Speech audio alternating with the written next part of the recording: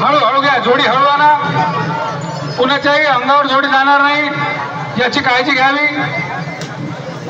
निकालाचं वाचन hello Thackeray sir करतील. या ठिकाणी थोडं तिथं धांदल करू नका. जे बक्षीस देणार आहे ते जरा थोडस एका बरोबर.